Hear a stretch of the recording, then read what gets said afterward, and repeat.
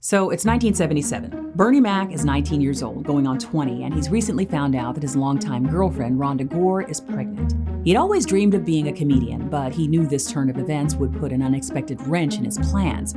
He knew his dreams would have to be put on hold for the time being. He had always carried a fearlessness about him, and it had served him well. That fearlessness would carry him through those uncertain times and would soon create a career-defining moment that would allow him to live out his dreams and would eventually earn him the title King of Comedy. I'm Dara Starr Tucker, and this is The Breakdown. Bernie Mac was raised on the south side of Chicago in a strong family unit by a single mom with help from her mother and father. But his mother passed away when he was just 16 years old. She had left him an insurance settlement that allowed him to afford a small apartment once he got married and Rhonda had the baby, a daughter named Janice. He had secured a job as a janitor with General Motors, an enviable blue-collar position for a young man with a family to provide for. But ever since he was a child, Bernie knew that he wanted to follow in the footsteps of his favorite funny men and pursue a career in comedy. He remembered comforting his mother when she was crying in their living room when he was just 6 years old. At that moment, Bill Cosby appeared on the screen doing his stand-up routine. His mother immediately broke into laughter through her tears. It was at that moment that he learned what a powerful antidote comedy could be. He told his mother, "Mama, that's what I'm going to do. I'm going to be a comedian so you never have to cry again." But as a young man working a 9-to-5 job at a GM plant to provide for his family, that dream seemed miles away. Bernie would find time to break away and do open mic nights from time to time, though. One such night happened at a local comedy club in Chicago in 1979. A fellow unknown comedian named Arsenio Hall went on right before him and absolutely killed. He had the audience in the palm of his hand. Bernie, on the other hand, was relying on the fact that he'd always been a funny in the living room sort of guy. He cracked his family and friends up, so why wouldn't that translate to the stage? His wife even asked him, "Are you going to practice your act? Do you have any jokes prepared?" He assured her that everything was going to be fine. It was not. He thought he could make it on bravado alone. His opening line was trash. It was the most, well, I'll let his daughter tell you. Bomb. I think his opening joke, she said, was, "Yeah, they call me Reverend Doodoo because I talk a lot of shit." And oh my God. Oh, you got to give me a minute with that. Yeah, he crashed and burned, big time. He was booed completely off the stage. It was an early humiliation that taught him a very important lesson. Learn your craft. Take it seriously. Don't just assume your natural gifts will be enough to get you over. Being a pro means being a lifelong student of the game.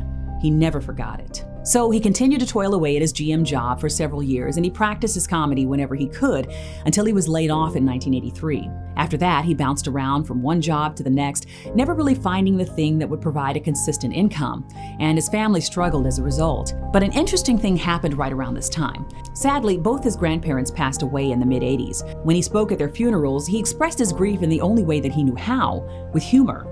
Not everyone was comfortable with it, but after that, his family and friends started calling on him to show up at social events, even other funerals, because they knew that he would help to lighten the mood and shift the dynamic. It was then that he started to take his craft more seriously. He eventually got a job driving a Wonder Bread truck and started doing more stand-up sets in local Chicago clubs. Comedy was pretty locked in at that time. There wasn't really a black comedy club circuit to speak of. So Bernie played the game. He played it straight and he crafted his act in a way that would allow him to play to white audiences. But black comedy started to experience a boom in the late 80s, and Chicago was a great place to be at that time. Suddenly, there were places that he could do his act in a way that allowed him to express himself more authentically. Playing to black crowds was a completely different experience, and it opened up possibilities that hadn't existed before. As he worked his way through the local comedy club circuit, folks started to catch on, and he became a bit of a hot commodity. He even traveled to Vegas at one point and walked up to Redd Foxx and asked him if he could do a set on Fox's break, and Redd Foxx actually let him on. That fearlessness was beginning to pay off, and he was going to need it too, because an opportunity would soon present itself that would either make or break him on the national stage. In just a few years, he would be facing one of his greatest career challenges, and that fearlessness would be the only thing standing between him and total professional ruin. In 1990, Bernie Mac won the local Miller Lite comedy competition hosted by Damon Wayans. It carried a $3,000 prize that he used to start a college fund for his daughter, Janice. It was right around this time that he convinced his wife that it was time to quit the bread delivery job and focus on comedy full time. Rhonda agreed, and he started his full-time comedy hustle. In 1991, Russell Simmons started an HBO series called Def Comedy Jam that became a cultural juggernaut. It was a weekly showcase of the hottest black comedians in the country. It was raunchy, raucous, and raw. If you made a good enough impression on the tough crowd, you could become a household name overnight. If things went badly, it was essentially career suicide. Bernie Mac got the chance to do Def Comedy Jam in its first season. He didn't blow the walls off the place, but he was memorable, and they invited him back for season 2.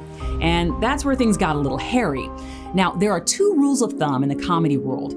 You don't want to go on after someone who kills, because your set will probably be a letdown, even if you're good. But you especially don't want to go on after someone bombs. The audience is in a horrible mood, there's bad energy, and it's just a comedy killer. But unfortunately, that's the very position that Bernie found himself in. The comedian before him bombed spectacularly. He was booed off the stage in the worst performance anyone had ever experienced on the show. It was cataclysmic. It had to be cut out of the final broadcast. Bernie knew that he was going to have to go out on that stage right after that bloodbath, and the Lions were hungry. With a crowd like that, if you showed any weakness, any fear, they would eat you alive. He had just witnessed it. But he knew that he had come too far to go out like that. He had no choice but to think on his feet. He decided to scrap the routine that he had planned and just wing it. He quickly found the DJ, Kid Capri, and told him, "I'm gonna try something. When I say kick it, start the music. When I go like this, cut it." Kid Capri was ready, and Bernie was too. He summoned that fearlessness that he had cultivated for the last 35 years, and what happened next is the stuff of legend.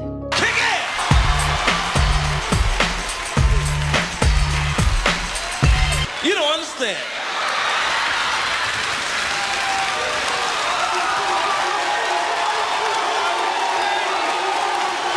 Yo, Jim, tired of this shit. I ain't scared of you motherfuckers. Bernie showed that audience exactly who he was that night. He was committed to his craft, he was hungry, and he showed no fear, even if he had to fake it. This was a seminal moment in Bernie's career. In comedy history, the next 15 years would bring a steady stream of guest starring roles in movies and television, comedy tours before tens of thousands of people, including the infamous Kings of Comedy tour that brought him national acclaim.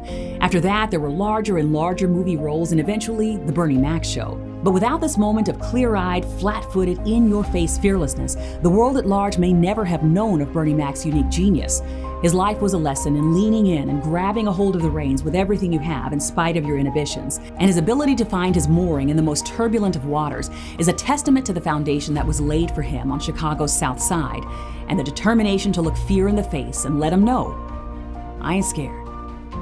Join me for the next episode of the I'm All Over the Place podcast, where we'll have a one-on-one talk with Bernie Mac's daughter, Janice McCullough.